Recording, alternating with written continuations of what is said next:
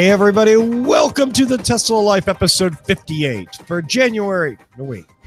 January? What the? What? It's June. It's June. One of those J months. It is a J month, yes. You know, you've been in California too long when you don't know what month it is. Your seasons are all the same. You know, you might be right.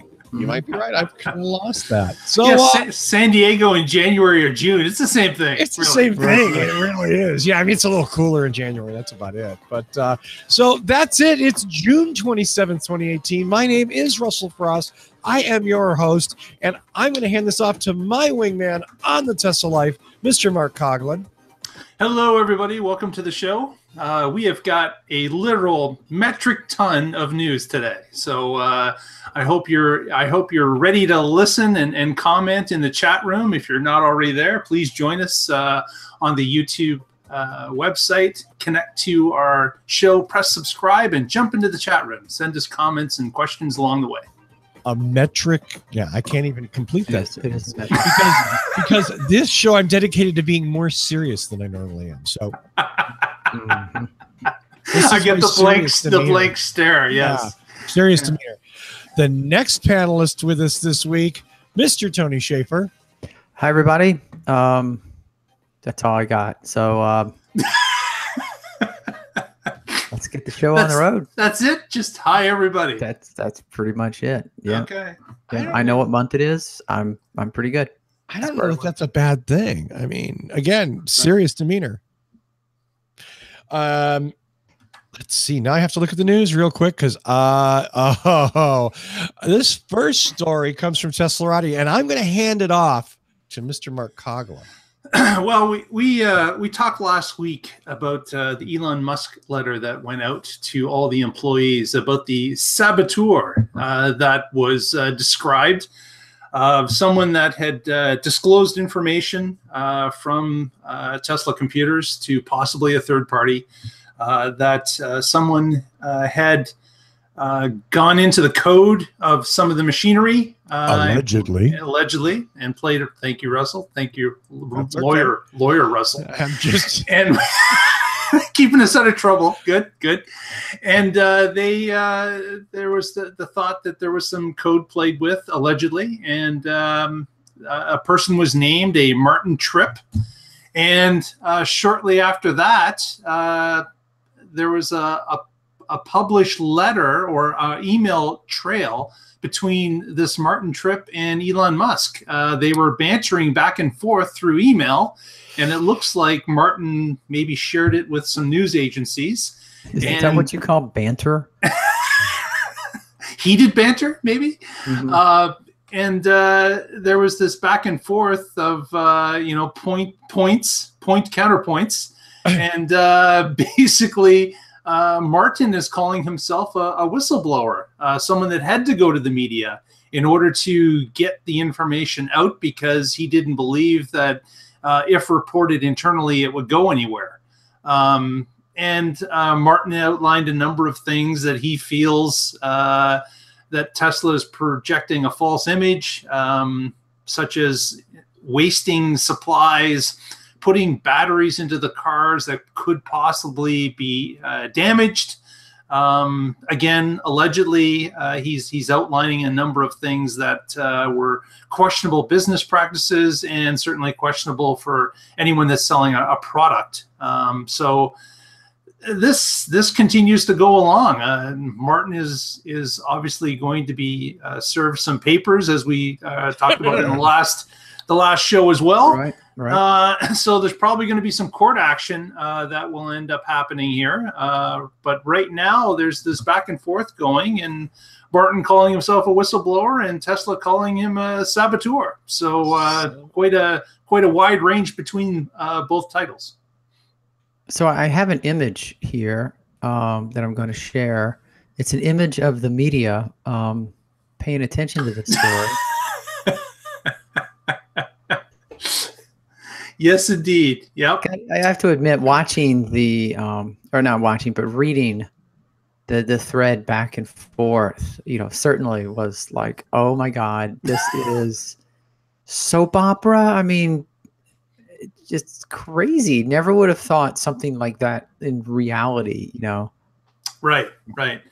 And you're right, Tony. Like it's kind of shocking to see that, you know, this email trail would be going back between Martin and Elon, and they're just, you know, going at each other. I encourage anyone to connect to the link that we'll show in the show to read it yourself. But just it's kind of remarkable that you know, this kind of reaction was going on in the background. Remarkable. Remarkable. I would have thought that possibly Elon would be above that. Like, why would he want to banter with this guy on an email thread? Why would he bother? Like, really? Because he's baiting him basically, and the guy is coming out and he's like threatening, "You'll get what you deserve." What? That's not how you take it. Elon's not Sherlock fucking Holmes, and he's not baiting the criminal into revealing at the last minute his evil plan. Come on. You expect me to die, Mr. Musk? Exactly. Exactly. What's name one other CEO? Name one on the planet that would be emailing back and forth with an alleged saboteur. I'm waiting. I have no idea what CEO would do such a thing. I would say Trump, but he would do it. Let's put it this way. I know managers at Pizza Huts that won't talk to employees they've fired. Okay. Right. So, I mean, maybe Steve Jobs. Yeah, well, Jobs would have, of course. Yeah, because he's dead and he can't defend himself. That's true. That's true. I don't know. Jobs didn't talk to anybody he didn't want to talk to. Okay. Which I think goes to why this incident is so remarkable, because what CEO wants to exchange written communication with the saboteur? Yeah. For what purpose? And just to tell him like you're a jerk? Yeah, like what? Yeah. What's the gain from it? Right. What do we have? We have. Where are the emails? I'll try to find the emails, and I'm trying to remember. I mean, who initiated it? Oh, I don't know who initiated it. I don't know if we picked it up midstream either. I have no idea. To what I saw published, it was Elon. And let me also Martin Tripp's Tesla email continued to function after it was announced he was a saboteur and there was a lawsuit. Right. So why would they leave it running? Yeah. Having some small experience in this realm, I'm here to tell you, no. Something's weird about this. So no. Tesla would shut down that account in a second if before they were following protocol. They were being fired. That account is shut down. I have to say yes. I know a person who worked for a bank, and we would go out for lunch. And one day he called me up. It was 9 o'clock in the morning, and he said, "Hey, I got to meet you for lunch. I got to be out of here during lunchtime." And he was solemn the whole time. And then finally I just said, "Dude, what's going on?" And he said, "They gave me a list this morning. These people accounts will expire during the all hands meeting at 11:15 this morning." So yeah, that's what they do. They plan it. They plan it. Before the employee even knows that they can't log back onto the system. Yeah. It's already set up. So as you say, Russell, they didn't do that for a couple of reasons.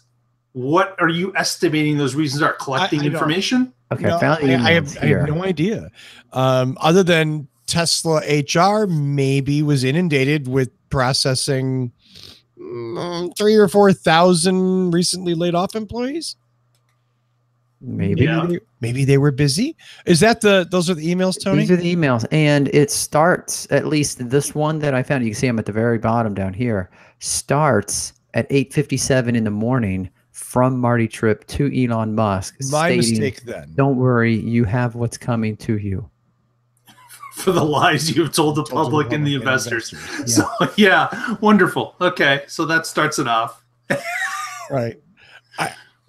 Oh my gosh. Okay, so 0100 in the chat room. He actually threw it out here. They left the email account open to see who emails him. I wonder if that would be interesting. Boy, what can I say here that's not going to just, like... I don't know, but that's a new theory. I haven't heard that one. Ooh, I don't think anybody's... There you go. Hey, look at that. Hi.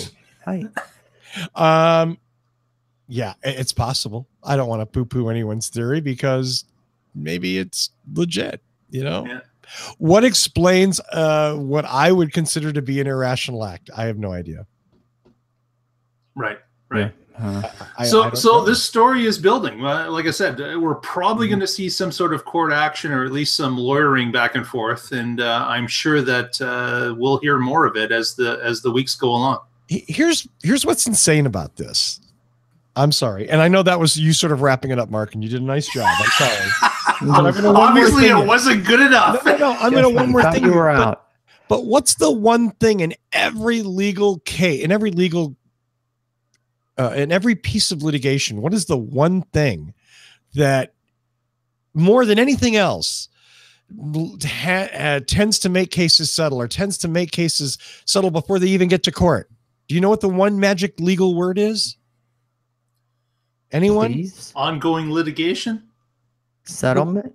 Discovery. Ah.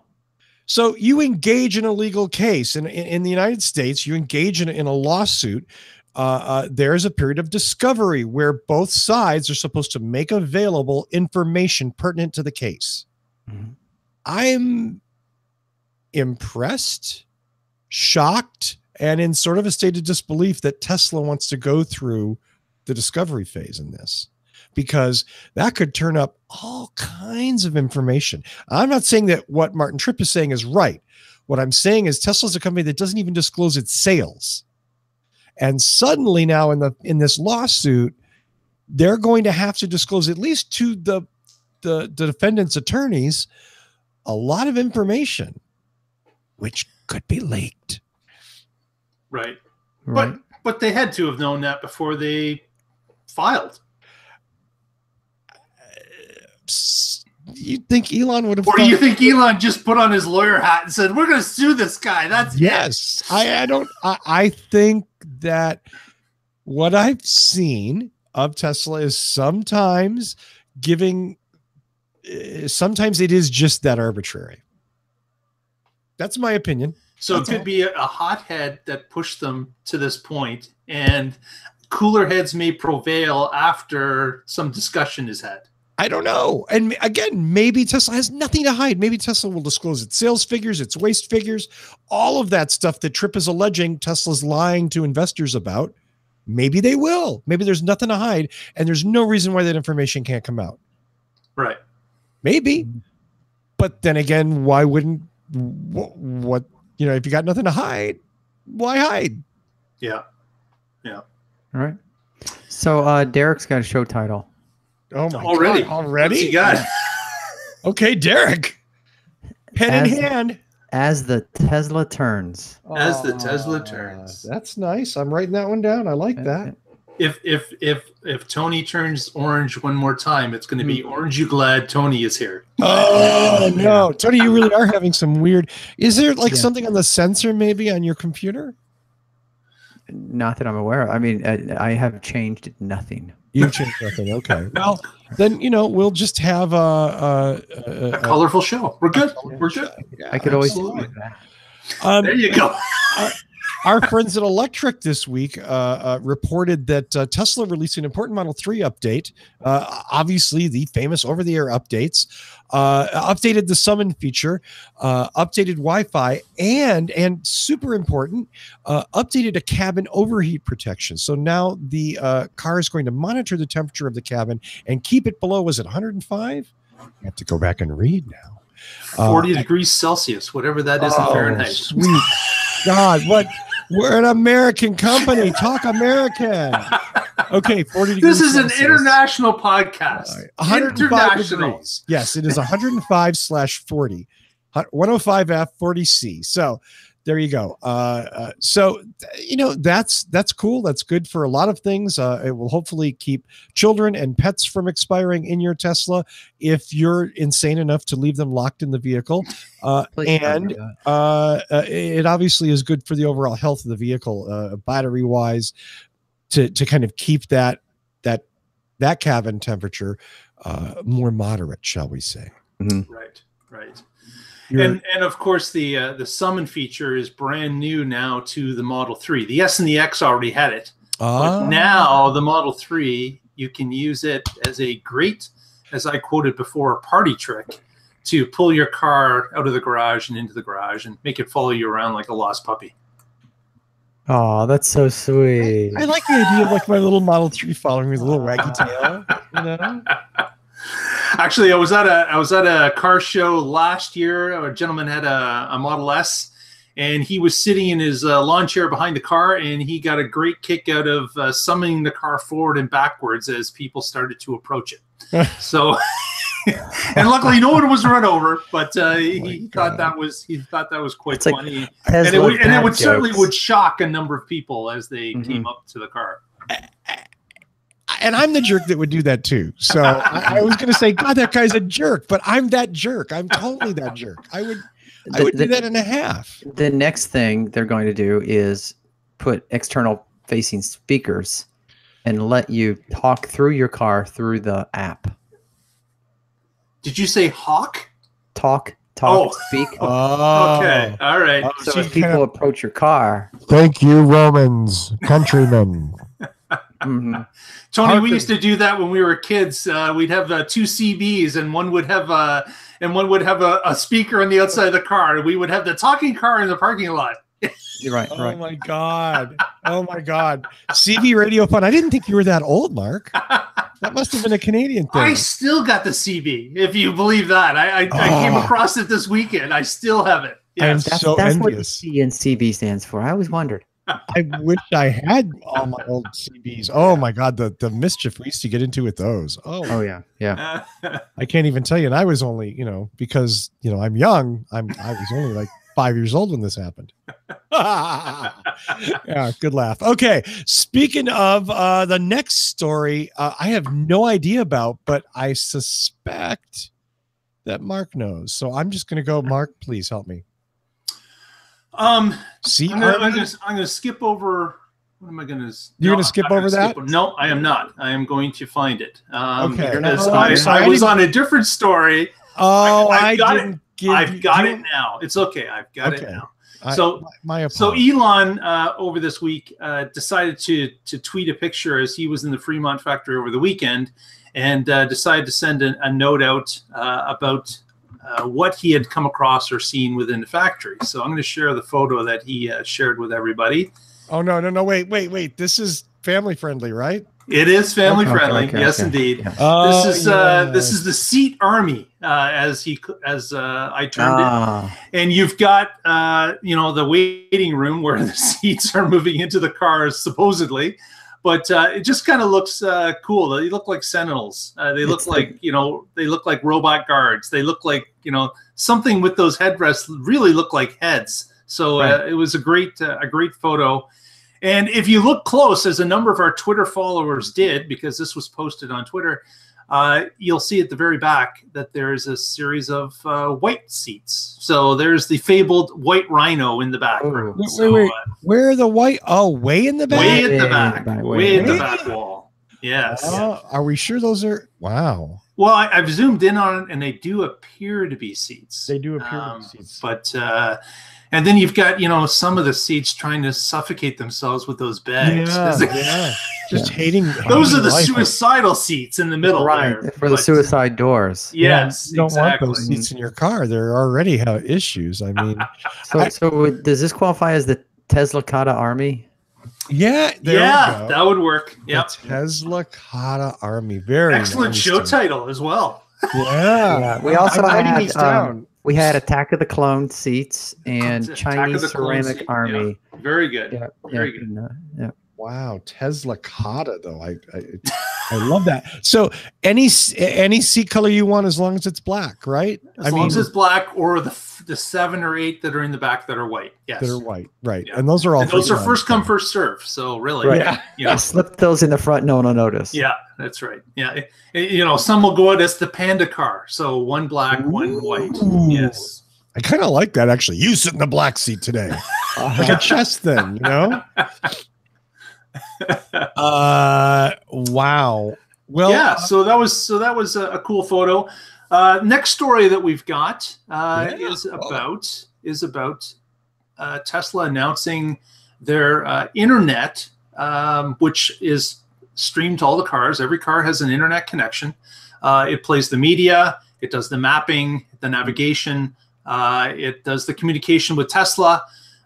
This has, to this point, been a free option with every S, X, and 3 that have been made. And a leaked email, either purposely or non-purposely, was found that indicated to the sales team that as of July the 1st of this year, cars beyond that date will have to start paying for that service. Cars before that date have been grandfathered into the free service for the life of the car. So we've now got a situation where there is going to be a couple of different options for the internet access. There's going to be a standard option, which will allow the user just basically to use the maps option in the car. And of course, the Tesla streaming that it needs to do back and forth to communicate with the mothership, that will still be there. But that will be basically it for the standard package, which will be free. If you want the media to be able to be played, and of course to have the satellite version of the maps and the navigation satellite version, then you're going to have to pay a fee. And the number that came out was about $100 US per year. So this is supposedly going to happen starting July the 1st. Which I got to tell you, $100 a year is not much, in grand scheme. Right. Less than $10 a month. Yeah, yeah, and it's like $8 a month. Yep. Yeah, when I saw that there was going to be like standard and performance, I thought, performance was going to be, like everything. It was going to be awesome. It was going to be 3rd, 4th gen, and that standard was going to be like dial up, 2400 baud or something, 115.2 maybe. And every time you use it, you get that screeching noise that you used to get with those old modems. Every time you turn on your car, it has to connect. You've got I know that sound too well. I love that noise. I did. That was fun, wasn't it? Yeah. I don't know why. I think that was a happy noise. Wait, I think it's connected. No, I got the extra. It's going to fail. Yes, I remember those days. It would be the I got 4 bongs instead of 3. It's doomed. We're not going anywhere. I may as well shut off the modem and start over. And the next thing you hear right after it connects is, "Mom, get off the phone."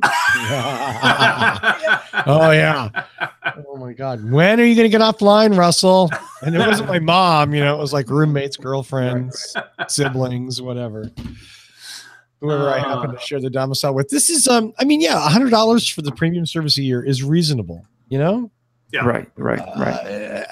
But I have to say, since I got in under the grandfather rule, I really like my plan better. Well, sure, right? I do wonder if this is not like how many weird little individual layers, though, with Tesla. This is something I was thinking about looking at that at the back of the cars.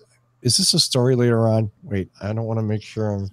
I don't believe so. No. No. Okay. So, showing the new sort of model nomenclature on the back, where it said dual motor with the twin red underlines. Right. Like, what was so hard about P100D? I really like P100D. I knew performance. I knew 100 kilowatts. I knew D for dual. Yeah, but the difference is they don't want to pin the number of kilowatts to the name anymore. Well, they want to separate that because you know what? The number of kilowatts is going down. And because of cars' efficiencies, the new batteries, the 2170s, they don't require as many kilowatts. And they're thinking that people will say, oh, well, I had a P100D. Now it's only a P95D. because really over time they'll be able to lower the kilowatts and save the cost. So they want to separate from that number. But the number's cool. I'll give you that. And the number's important. Okay, even if they have to do the education. And I get that. I get that, like, oh, wow, I can only get a 90, but I wanted 100. You used to do 100. 100's better than 90, right? Well, right. They could do what like Chrysler does, where they say, you know, it's the Chrysler 200, the Chrysler 300, Chrysler 400. They could still do that. But they've decided they were pinned to the kilowatt number, and now they want to separate from that. Yeah. Well, anyway, just all of these different layers of, like, you know, identifying, hey, I've got a Tesla for sale.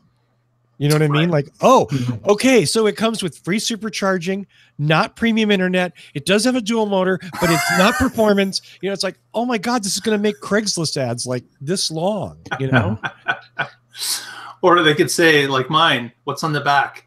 Nothing. Yeah. Do you want a Tesla or not? Mine is the color red. That's it. Nothing else. Just blank. A blank slate. So let me ask you this, Mark. Maybe you know, is all of this, what to say, decipherable with the VIN? Yes, the VIN would allow you to decipher all of that. Yeah, okay. Whether it's a two-wheel drive, an all-wheel drive, whether it's the color, the type of rims that were sold with the car, it's all in the VIN. Okay, so I mean that would be one thing to just have a, like, even if Tesla housed it on the Tesla site, just a VIN decoder. So you find a Tesla you want to buy, you type in the VIN, it gives you a rundown of exactly what it is. Nice. Yeah. Is there anything against publishing your VIN? Is that a difficulty in any way? I don't know. I'm worried about personal information. Yeah, I mean, not sure. I only because I live in like the high-end watch world, and everybody for some reason blanks out serial numbers. And I'm like, why? What's gonna? Yeah. Well, somebody could report it stolen to the police, and then I'd be like, what? Really? Does that happen? Somebody sees a serial number of a watch online and they call the police in that city and go, I just had my, really? And then everyone within a 15-mile radius, their watches are checked by the police every time they walk by them. Right. Okay, enough making fun of people. The next story, I have the video for, but I probably am not going to do the intro. So I'll leave it over to Tony or Mark. Wait, which one are we doing? The semi? We're talking about the semi. Let's talk Tesla truck, and not that truck, the semi truck. The semi truck. We'll get to that truck, folks. You just hold your horses. So the semi was caught in daylight hours by a fan who got into the cab and snapped off this photo of the interior before they were detained by the police. Before the police grabbed him and checked his serial number on his watch. Right. Because he had a stolen watch, the bastard. Nice loop around. Right? So we've got it's kind of washed out, But what's cool, of course, which we've known this before, but it's kind of cool to see, is the side mirrors on each of the monitors. So if you remember, the seat is centered in the cab, and then you've got a 15-inch monitor to your left and to your right. And then what they do is on the end of the monitor, they hook that up to the camera that's showing the side mirror view. So you've got that ability to look at the monitor side, and it's basically looking at a full-size mirror that's pointing down the side of the cab where your outside mirror would typically be, or in the case of these vehicles that are roadworthy, they still have them. So, but what was cool to see, the actual 1/3 of the screen is mirror, and then the rest of it, you can see it looks very similar to a Model 3 configuration. And you've got, it looks like some mapping information, and it looks like the typical Model 3 media player that is running in the bottom corner here. How do we get like some Russian dating site all of a sudden here? What's up with that? Oh, I hate that. So there we go. Enough of that. No more. Go away. Thank you. Yeah. So it was kind of neat to see that that particular snapshot and video was uploaded, and someone that was a fan decided to grab it and post it. We were happy they did. Yeah, that's. I mean, I wonder how comfortable that seat is. Yeah. I don't know. It doesn't look like the standard kind of air seat, you know? Yeah. Although Tesla certainly now has some expertise in seating since they make them themselves, and of course, I was really pleased with the seat in the Model 3. Yeah, like it's an incredible seat. It's soft, it's plush, but it's supportive as well. So we'll have to see if maybe the seat in the Semi is not going to be the end product either. So it is a prototype. So who knows? Yeah, but I would like to think that they're at least talking to like truckers or whatever. Right. They're doing some focus testing or definitely they've got a whole number of trucking companies that have actually signed up, gave them money for the down payments on these vehicles. I got to believe that there's many consultations that have happened over time. Right. We would hope, right? Yeah. What works for you? What works for your drivers? I mean, it's super important because this is an expensive product, and the last thing anybody wants to hear is, yeah, it's great, but you got to take the seat out and replace it. Right. The steering wheel doesn't really work or something. It's like, oh. Hey, Mark, you mentioned the seat in your Model 3. Do you have seat version 1 or is the redo seat version 2? I have version 2. All cars that were shipped to Canada had the version 2 in them before they left. Oh, all right. Nice. Yeah. So we lucked out. Yep. Nice. Well, our next story has a dramatic picture. Yeah. Which I will show the audience here in just a sec because I'm Mr. Helpful today. Yeah. So I thought this was a really cool article. That this is some new neat features. Dun, dun, dun. There we go. Okay. So you can see per the image, the Tesla Semi will come with Charisse Theron. Right. I'm gonna order one right now. Give me a second. Yeah. And a whole host of other vehicles as well, obviously. Yeah, this is the delivery party. Ah, that's what that is. Okay. They come to your house. Let's turn that silliness off. What? That's it? You got as far as Charlize Theron and you stopped? Come on. Oh, no. Okay. Yeah. So I wasn't sure if Mark was going to take over, but I think it's all yours. You jumped on that bad. Yeah, I jumped on it. Charlize Theron joke. Yep. Hey, I like that. So yeah, let me show another image that's in this article that makes kind of perfect sense here. So what you see is the blind spot threshold, standard, aggressive, and Mad Max, which of course is what the referral. And so, it was kind of alluded. Mad Max is, it's kind of Elon's way of joking around and saying that, autonomous vehicles can be bullied on the streets, on the roads by other cars because they're intentionally not overly aggressive. But when you are in some situations in some interstates in rush hour traffic, a little aggressiveness is necessary. Or you stay there all night. Yes. Yeah. Or you're pinned in the left or right or middle lane forever. So this is kind of an allusion to you really need to get in the other lane, and the Tesla is going to, I don't want to say take risks, but do things an autonomous car would probably never normally do, but a human would probably do if they needed to. So it's not really Mad Max mode; it's human mode. Yeah, that's kind of exactly what it is. It's more of a real world. It's like we've got the safe way, and then we have the human way. So flip it over to human, and you will end up running over all sorts of stuff. Yeah, or the Illinois method of changing lanes is I'm going to signal or not, and I'm going to change lanes, and as long as the front of my car is ahead of your car, any impact is your fault. Right. That is literally the Illinois law. So if somebody sticks their nose in front of you, you have to stop, because if you hit them, it's your fault. And I don't know that the car would actually do that, but that's kind of one definition. It could be one definition of what Mad Max mode could be. How to inch into traffic like that. Do we really want want to give drivers a Mad Max mode? I mean, No. do like spikes come out of the side of the car and it deploys like a laser gun in the front or something? I mean, like, maybe. I like it. I like the do you? Yeah, Okay. it comes with a guy in front with a guitar that shoots flames. Yeah, right. On a pole. But Not a flamethrower. Yeah. Oh yeah, that's right. Yes. It's a flame signaling device. It's not a flame. Yeah, it's just a signaling device. Yes, Yeah. There were some other things here. Let me share these other That might be a show title. Flame signaling device. Yes. Man, we got enough for a year tonight. What's going on? Yeah, I got like 4 so far. Thank you, chat room. Thank you. You're awesome.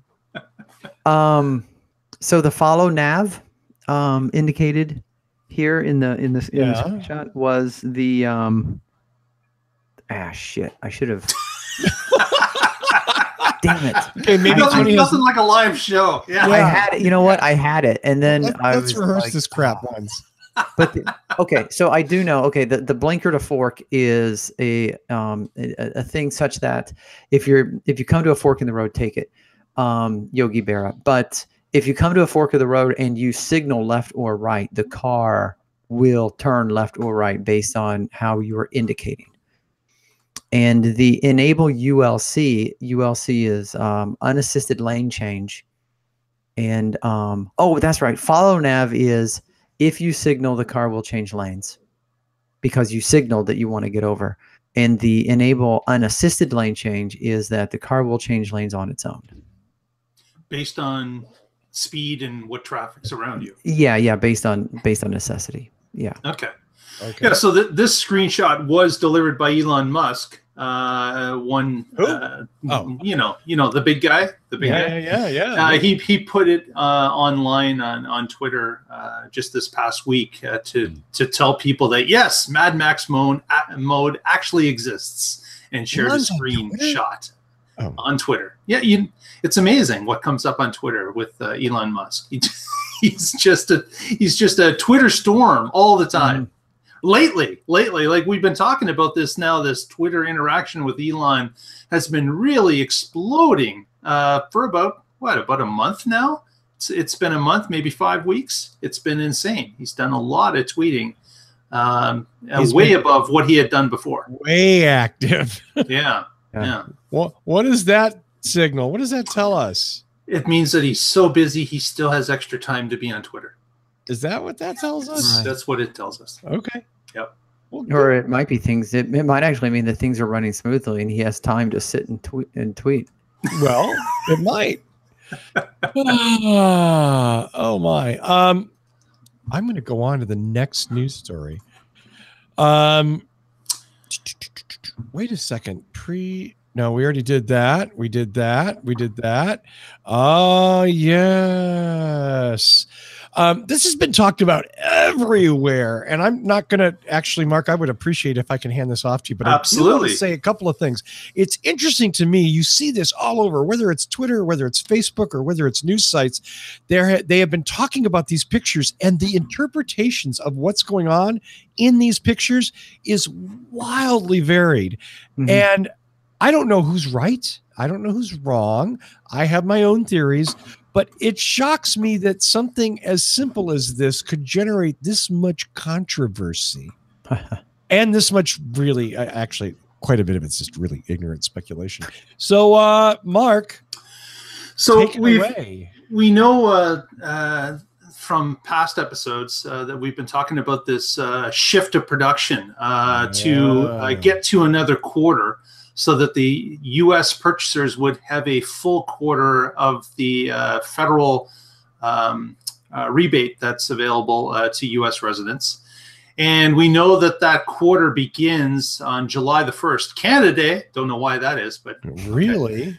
But you've got a new quarter starting on July the 1st, and there's a number of different holding lots around the Fremont area where the factory is, and these lots are beginning to fill up with Model 3s, as evidence in this photo here and another photo here. So we've got these holding lots that are off the factory, or just off the factory, or down the road a bit. in some different areas, and they are absolutely filling up with Model 3s. So with the quarter fast approaching, what are we, only like 3 days away now? Yeah. We've got a whole binge of cars that are ready to go. And there's wild speculation at this point, rampant speculation, that these cars are just being held back and being ready to release on July the 1st, so that they will count against the new quarter, and Tesla then can just open up the floodgates and get them all out and rolling. So again, as Russell said, there are different theories out there, but that's the overall theory that's most of them are based in, is that Tesla has been building up an inventory of Model 3s, and they are about to unleash them as the new quarter appears. That beats my theory. Oh, what was your theory, Tony? Well, I was afraid that these cars were the cars that were manufactured for the people who had canceled their reservations, and now there was no one to give them to. Oh, and they were just so sad. I know. That's just sad. I like this picture. I don't really know. Like, there's a lot of white cars in this picture, and is that like an overwrap, or is that many white cars? No, it's just rice on a model. Oh, that's like a Godzilla movie, basically. I think it's a barcode for the International Space Station. They're actually, it's a Q code, or it's a QR code. QR code. Exactly. Yeah. Exactly. I just love the whole like sort of satellite image.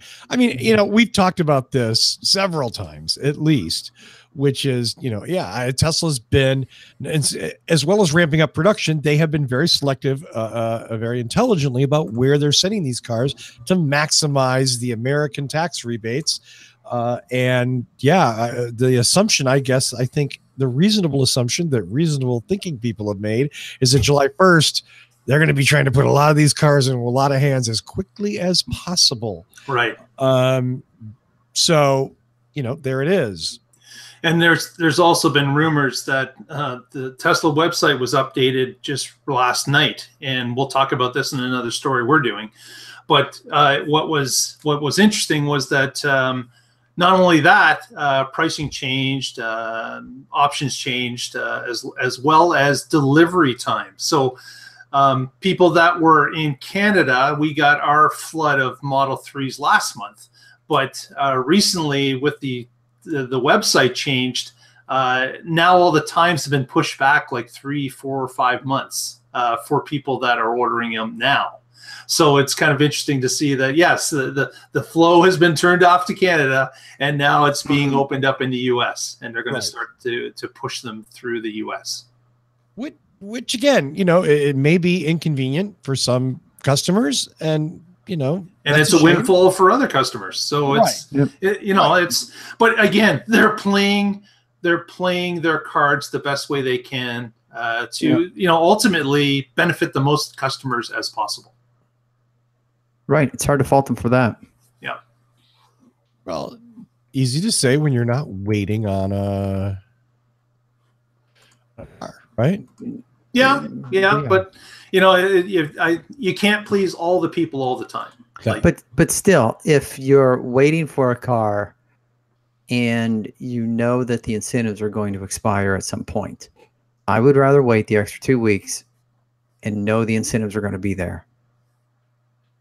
Certainly. That's what I'm saying. Yeah. I don't think anybody. Right. I cannot imagine the customer says, I don't care about tax incentives. I'm sure they exist, but I don't know those people. So they don't hang out with me. Yeah. They're not in my circles. Yeah. Well, on to our next story, let's talk about that. No. Yeah. I'm sorry. Mark has another story about, speaking of Tesla 3 model options. Go. Yeah, so yesterday during the evening here on the East Coast, the Tesla website started to update. It was inaccessible for a while for certain things, and then it came back up, and a whole number of changes happened to the timing of cars, to the options of the cars. The all-wheel drive came available to be ordered anywhere in North America. The performance version of the car came available to be ordered anywhere in North America. And the delivery times, not surprisingly, have been changed so that the more expensive cars are quicker coming off the line than the less expensive cars. So that means that your performance version is available a month or two before just the all-wheel drive car is available. It's about a month or two it's longer to wait. So obviously the people that are spending the most money, where the most profit is on these cars, those cars are coming off the line first and getting to clients or customers first. So again, not a big surprise that they have now started to roll out the more expensive cars, and they're going to the people that are paying for them first. Another thing that came out of the change was some options. There was, for example, the all-wheel drive version of the car used to be $5,000 US, and it dropped to $4,000. So that was a price drop in the car with the all-wheel drive. Seats can be ordered for white seats can be ordered for an extra $1,500 on the Model 3. Wow. You've got the ability now that there's a new black color has shown up, maybe a kind of a metallic black, where that will be a charge just like all the other colors. And for whatever reason, the colors white and red are now the top charged colors. So they are on a pricing level that's above the other colors. So white and red are the most expensive, and then you've got the host of other colors, and then you've got the plain black, which is the only free color. So that was another change that happened.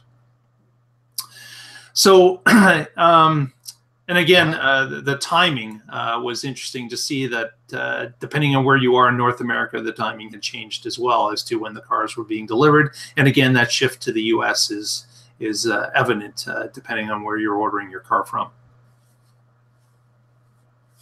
Well, there you go. Yep.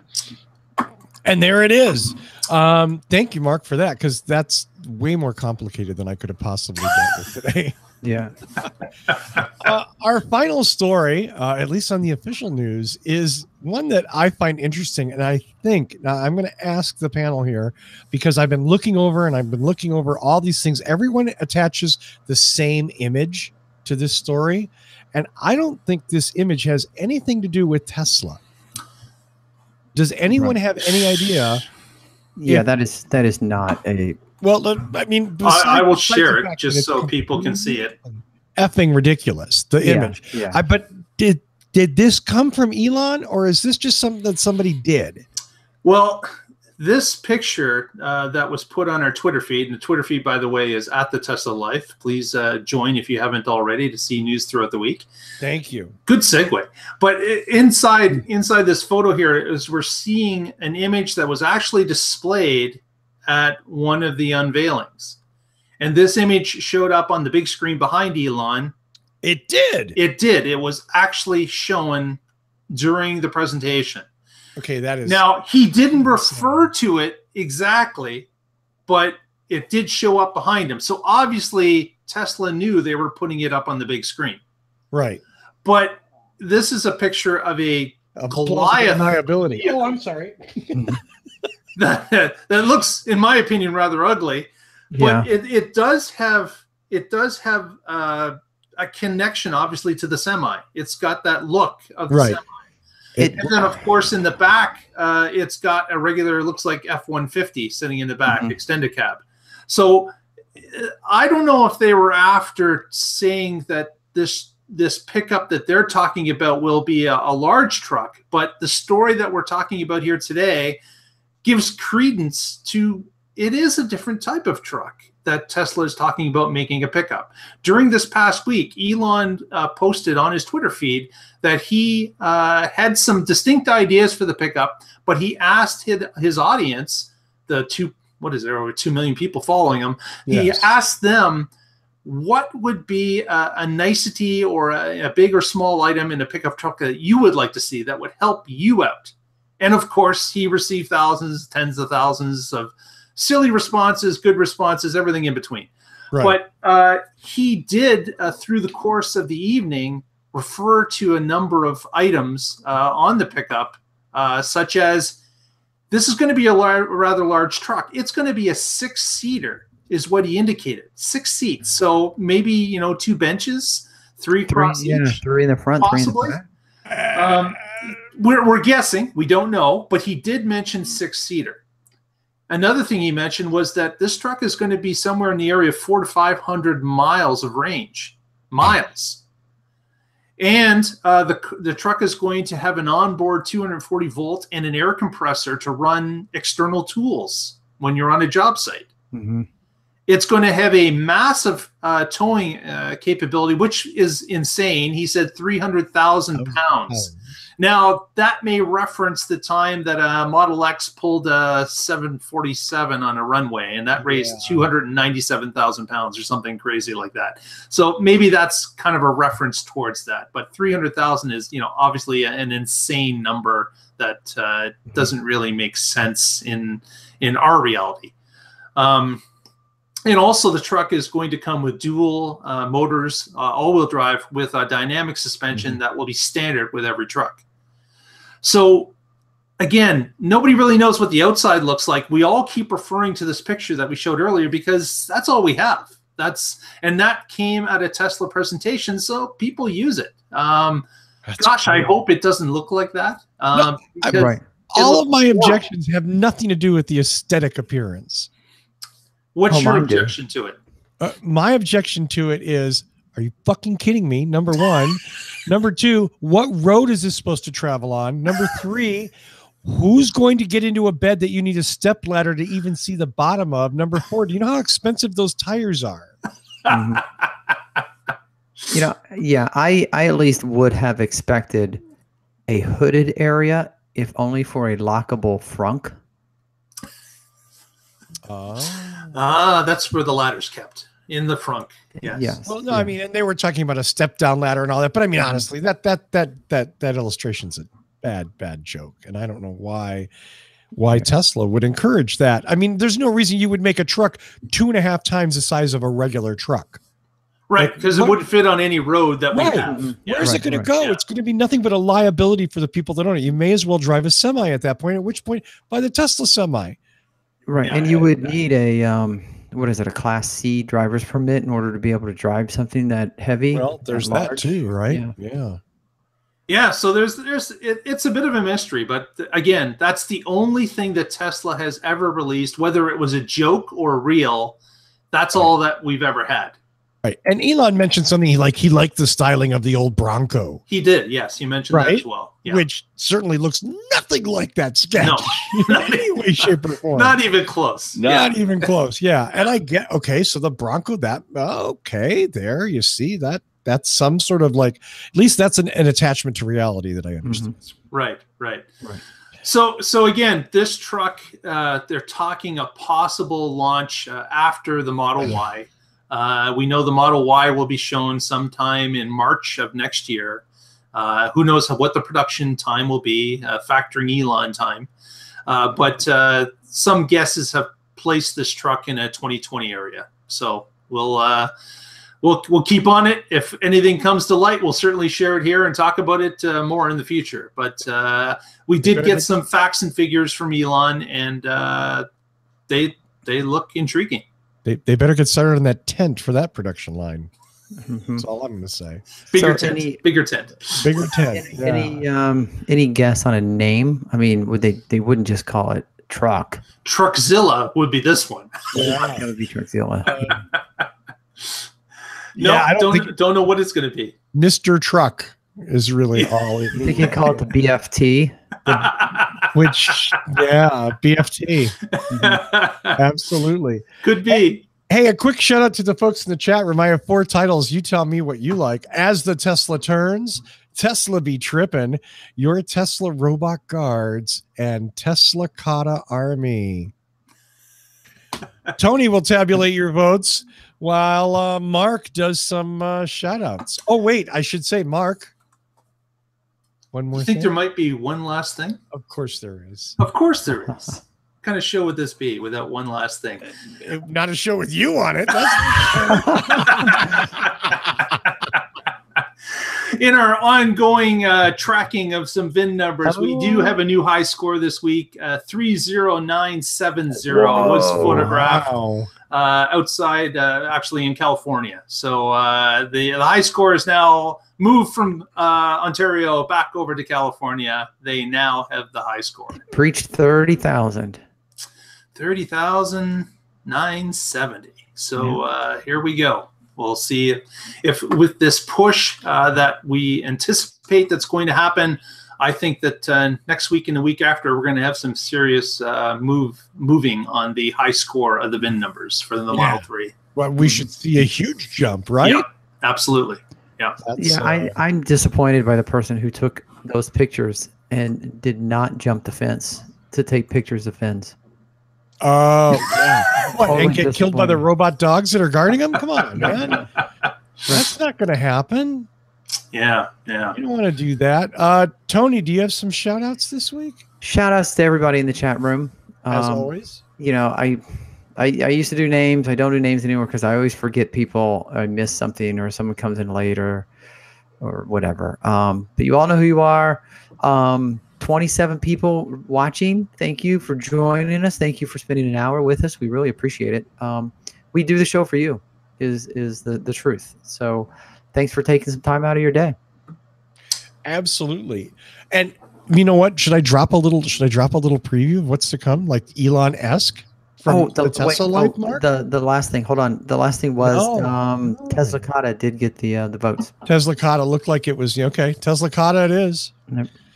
Mark and I go ahead. Mark and I were talking because some of you may want, and I think we're going to make available an audio version of the show available through the usual audio podcast channel, so you can listen to us, in the car, while you're jogging, at the mall, whatever. Maybe you don't want to see us, and frankly, in my situation, I completely understand that. I sympathize with you. So yeah, hey, so that may be coming down the pike. So keep your ears listening. I didn't say when. I just said it's coming. Yeah. And I certainly wanted to give a thank you to the chat room as well as I wanted to let everybody know if you are watching us now and you have not subscribed to the YouTube channel, please do us a favor, click that subscribe button. Give us another viewer. That does help us with our numbers and will help push this show along and get it into more people's hands. So please help us out. Press the subscribe. We would really appreciate it. Mm-hmm. And as mentioned before, you can follow us on Twitter at The Tesla Life. You can also follow us on Facebook, The Tesla Life #1. And you can watch different news stories that pop up through the week as we post them there throughout the week and be informed and be able to comment on some of the stories that we do on our weekly podcast. Absolutely. And we thank you for that. We also thank Lee Moon for his theme music. He performed, composed, and lets us play it for free. Thank you, Lee. Since we don't have a budget, free is our price. Thank you. I want to thank, of course, Tony and Mark for showing up and doing the wrap up on the news, even if I had to get rude about the truck. It's my position. It's my role in the show. It's what I do. I'm the rude guy. And thanks, of course, to everybody in the chat room. Thanks to all of you watching. Tune in next week and find out what is going on in the Tesla life.